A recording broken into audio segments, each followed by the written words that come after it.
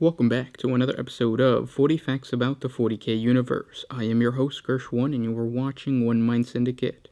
Today we continue talking about Imperial Guard regiments as we get into the Semtexian Bombardiers. If you're new to the channel, subscribe. We post Warhammer 40K content every single day, and if you have any suggestions for Imperial Guard regiments, please comment down below or try to create a video for you.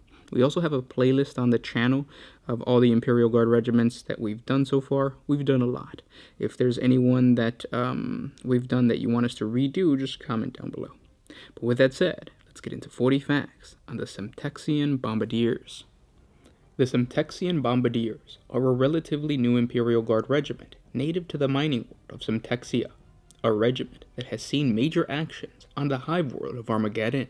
Since it was colonized, the mining planet of Semtexia was always considered a modest mining world, providing meager tithes to the Imperium of some of the most basic resources. This all changed when a unique substance called coltrinium was discovered by the miners. What made this material so important was its usefulness in the manufacturing of military-grade weapons. The resource was quickly exploited, and large exports began to go out to the nearby hive world of Armageddon. With such a valuable resource, it wasn't long before the once humble world required a strong military presence, and so Semtexia started producing military units from their miner population. A small but reputable planetary defense force was mustered. And then on the day of the Feast of the Emperor's Ascension, augur psychic probes registered a massive disruption in the warp as an orc fleet emerged into the sector. Gatskull's greenskin horde descended on Semtexia's trading partner, Armageddon.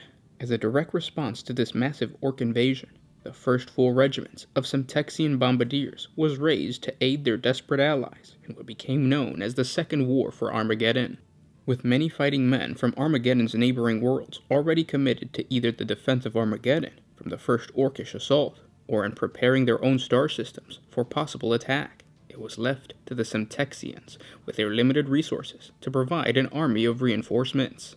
Artillery pieces were hastily manufactured from all the raw materials that could be scraped together in time from the planet's surface, with many mining and civilian vehicles cannibalized to provide the necessary components. However, the first Semtexians were woefully short of both men and equipment as they boarded converted merchant transports for their journey to Armageddon. Their numbers barely 4 full batteries. As the orc horde spread rapidly across the subcontinent of Armageddon Secundus, many factories fell to their advance, including those responsible for manufacturing of artillery, thus depriving the Imperial forces of an important resource that was so desperately needed in battle.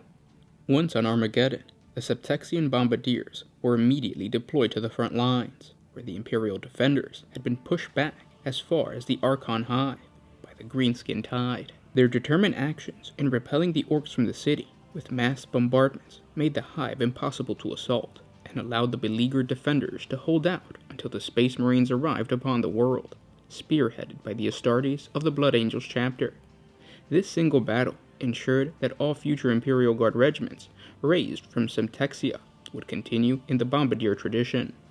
Primarily composed of artillery and siege assets, and utilizing a variety of heavier siege vehicles with a combination of a few light armored vehicles, the Bombardiers were a formidable opponent against any orc horde. They are uniquely organized into batteries instead of the standard company formations of other Astra Militarum regiments. The Bombardiers' static methods of warfare mean that these regiments are extremely vulnerable against a mobile enemy or an army that is capable of launching lightning-fast strikes that can penetrate defensive lines before any actions can be taken. For this reason, the Semtexians will almost always operate in conjunction with other regiments. Relationships between the Semtexians and other Imperial Guard formations are usually very cordial, born of the fact that both realize that once battle is joined, the regiment must rely heavily upon one another for effective support. The Semtexians are also known to help in the construction of massive earthwork formations with their experienced engineering companies. These vital fortifications stretch many Terran miles behind the main war zones, providing a vital network of protection for hundreds of the Semtexian static emplacement artillery vehicles. Back on their homeworld, with regiments to raise, more miners were transported to the planet, providing an exceptional increase in the population. With a larger workforce, new ore strains were quickly found that had led to the complex and powerful artillery design and also to the production of now legendary Semtexian zinc mines. The planet of Semtexia continued to prosper, and the Bombardiers' reputation grew. The world of Armageddon was grateful for the Bombardier service. The unique Imperial Guard Regiment made an enormous impact on the outcome of the Second War of Armageddon. The Semtexian Bombardiers' unique helmet became synonymous with the valor they showed in combat. Known as the Semtexian Pickelhaube helmet, it is the traditional helmet worn by the regiment. The name came from the ancient Terran Germanic language, Pickel meaning point, and Haube meaning bonnet, a general word for headgear. The protection of this helmet is further augmented by the addition of a mail flap to protect the neck and ears. Their one-of-a-kind uniform was also a hallmark of the regiment. Gray flak armor on top of similarly muted clothing, shielded by large, heavy-looking pieces of steel armor, giving them a very feudal appearance, but in reality, their gear was often weathered and not of the highest standard, due to the fact that their homeworld had not yet fully mastered the art of war gear production before they were mustered. Their shoulder pads came down farther than normal guardsmen and was decorated with a red, thin lining and Semtexian heraldry. The Semtexian Bombardiers were eventually called back to the hive world that gave them so many battle honors during the Third War of Armageddon. One of the most notable figures to come from the Semtexian Bombardiers was Colonel Ivarta, a senior ranking officer of the 3rd Semtexian Bombardiers. During the initial landing of the Third War for Armageddon, several of the regiment's transports were destroyed by the orcs as they pressed in on all sides, taking 8 full batteries of Semtexians with them, including 4 mechanized infantry companies. Upon landing on the planet, Colonel Ivarta, the highest-ranking officer still alive in the regiment, agreed to have the Semtexians immediately broken down into individual squadrons and dispersed throughout other Imperial Guard regiments. Without the possibility of protection from their own mechanized companies, the Semtexians' artillery batteries were extremely vulnerable to orc attacks. Once they were moved to other formations, they were guaranteed at least a measure of protection. 3 more mechanized companies were sent to the Armageddon system, having been delayed by a diversion to counterattack pirate raids on Umbrage 144 before Armageddon itself was attacked. Provided with these necessary reinforcements, Colonel Ivarta was able to have his remaining units make their way through the orc blockade relatively intact. His regiment was then fully reformed and was once again capable of providing massed artillery support that sent many orc warbands reeling from the onslaught. And those were 40 facts on the Semtexian Bombardiers. I hope you guys enjoyed this video. Pretty cool regiment, specifically more of an artillery type of a deal. What's interesting is that I'm an orc player. So when I play orcs, I always have, my army consists of different clans. So you have the Bad Moons usually shooting, you have Goths usually close combat, and then I'll throw in some like random Bad Moons or some random Death Skull clan stuff. And that's normal for the lore of Warhammer, or the lore of the orcs, because in the orc culture, whenever a big war gets gathered, multiple clans become part of this war. So while it might be led by Draka, who is a Goth, he's still going to have multiple lieutenants who are of other clans helping him out.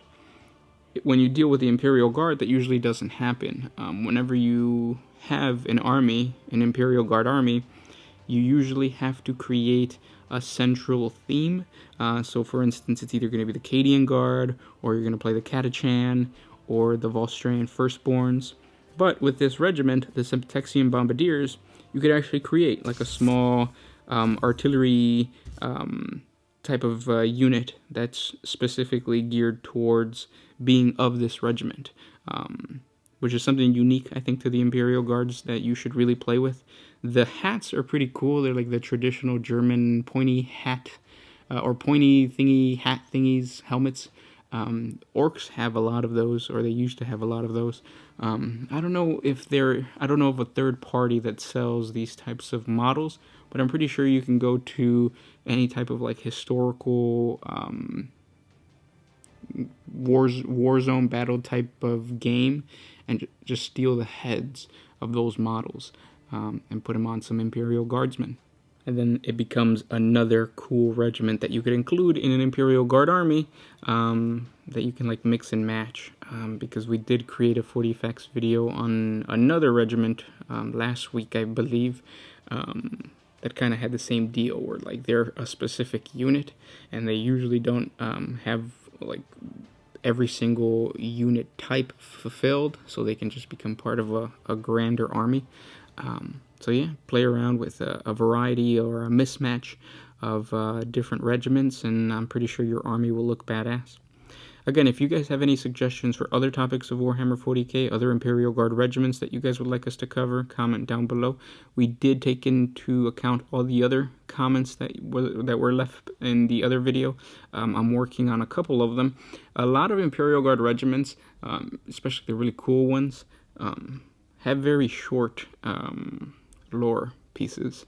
So I'm working on combining them into one big video, or trying to add like extra bits of information, because there is this really cool regiment that was suggested by you guys that I really wanted to do, but the lore is very basic. It's just basically a regiment made up of the cloned heroes of Warhammer 40k, or of humanity.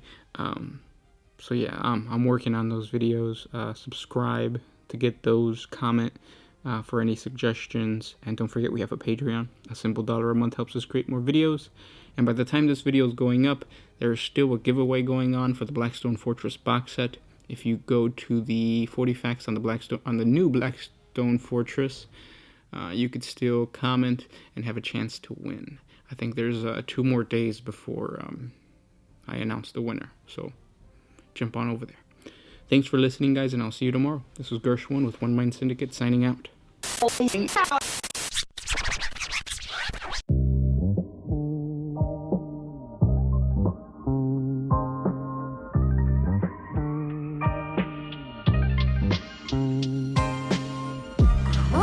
you could put my freedom